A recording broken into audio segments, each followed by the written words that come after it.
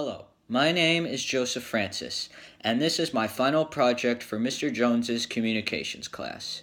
So I'm going to be showing you a series of videos that I have filmed at school these past few weeks. And after I show each video, I will explain the different forms of communication in the videos that I filmed. So this first video is a video of me holding the door. Hey Enzo. Hold on, hold on. Videotaping it? Yeah, for the comm project. Oh, gee. No, you're welcome, Drew.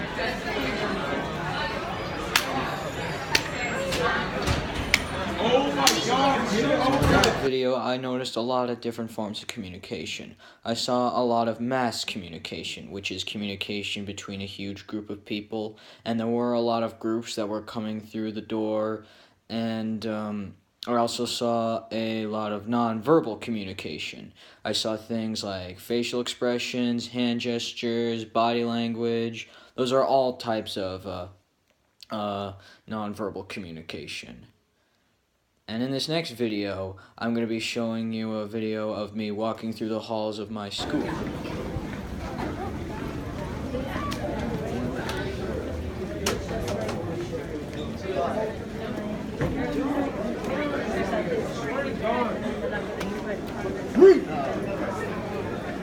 You know.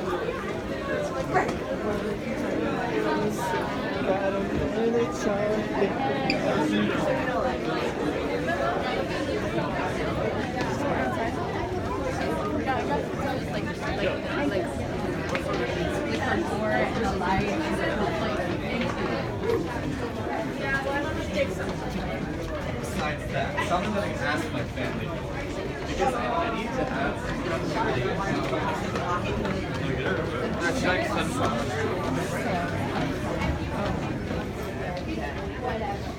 What's up, Enzo?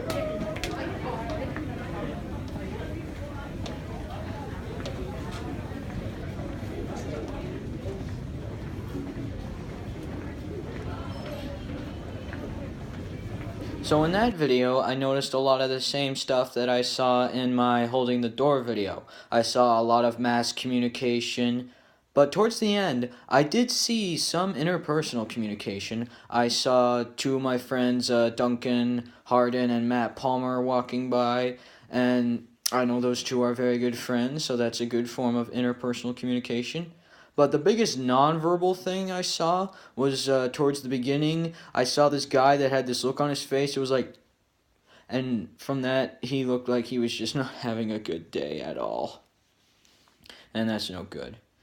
And now, in this next video, I'm going to be showing you an example of my interpersonal communication through me talking to my friend Ryan. So how are you doing today, Ryan? Doing pretty good. How are you doing, Joseph? I'm exhausted. I've been stuck with all this work with junior year, and, tackling both work and school at the same time is really hard. Yeah, I know what you mean, man. So, how's that job at Sprouts doing for you? I don't even know anymore, dude. Like, it started off really good and fun, but then it just started just getting bad. Nobody there knows how to work as a team. Nobody knows how to do anything, basically. Dang, man, that sucks. Yeah. You been watching any of the Cardinals games lately? I watched a little bit of the one last night, the Miami Dolphins versus the Cardinals. Heartbreaker. I know, Heartbreaker, dude. man. They are doing so bad, and they lost to the Miami Dolphins. Yeah, squish the fish. They are Talk about bad salmon. Yeah, they are seriously.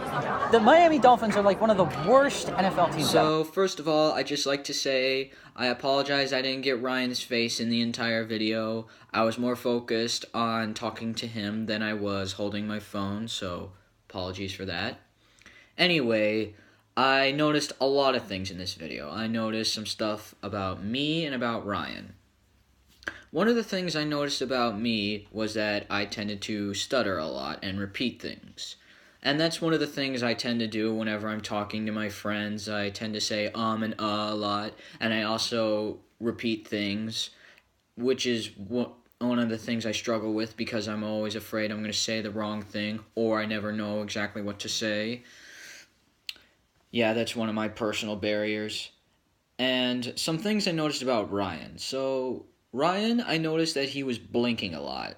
I don't know what that means. I don't know if he was just not interested in what I was saying or if he was. And he was smiling. He was smiling, so that could mean that he was interested in what I was saying. And I do think he was engaged with me. I do feel like he was drawn into my bubble space, which is really nice because I do enjoy Ryan's company. And I do consider him to be a critical thinker because he's very open-minded. He's very open to other people's opinions and stuff. Yeah, that's one of the things I really like about Ryan. And here's my video showing an example of intrapersonal communication. So, Joseph, what do you have to do today? You have to get your comm project done, obviously. You have to study for your chemistry test tomorrow. You were lucky that Dr. Light gave you an extra day. And you also have to finish your English assignments. You have to study for your vocab test, and you have to finish your romanticism study guide so you can get ready for that test on Friday. And yeah, I think here that's is it. my example of multiculturalism. How are you doing today, Olivia? I'm good. How are you? I'm tired. Me too. It's a Thursday, so we Yeah. only have one more day left. I know. This week is almost over. This week has gone by so slow. I know. It's because it's finals next week, but then we know. have winter break for 2 weeks, so. I know. So that was my example of multiculturalism. I was talking to my friend Olivia Olson, who is Jewish, so I was engaging with someone else of a different culture.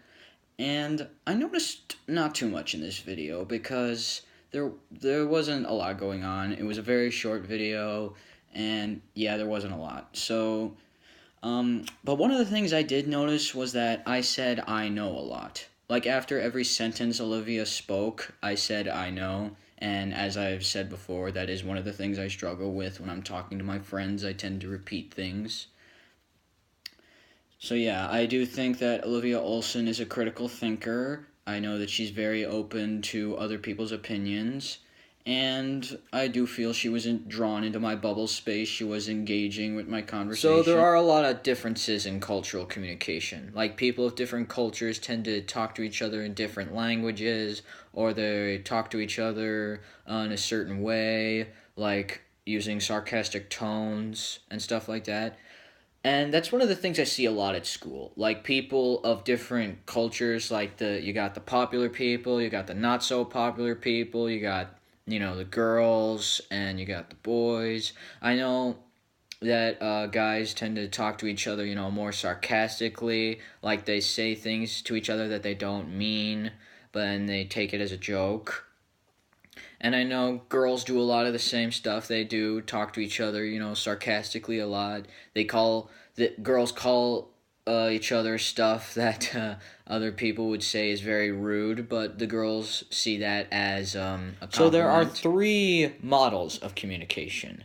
There's the linear communication model, the interactive communication model, and the transactional communication model. The linear communication model is where a sender sends a receiver message and the receiver doesn't send any feedback.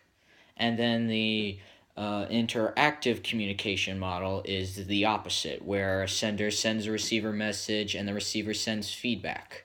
And then the third, the transactional communication model, is where the senders and receivers are face-to-face and they're talking simultaneously. Like they're playing their roles simultaneously, is what I mean. So now it's time to give my favorite part of this project, my testimonial.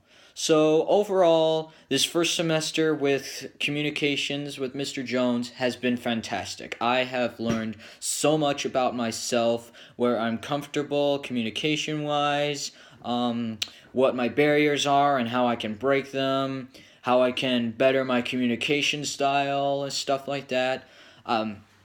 Yes, Mr. Jones, you are a fantastic teacher. I really loved having you this year. Thank you for teaching me a lot of stuff and helping to bring me out of my comfort zone, bring me out of my shell, so I can, be who I am without worrying about being judged or worrying about saying the wrong thing.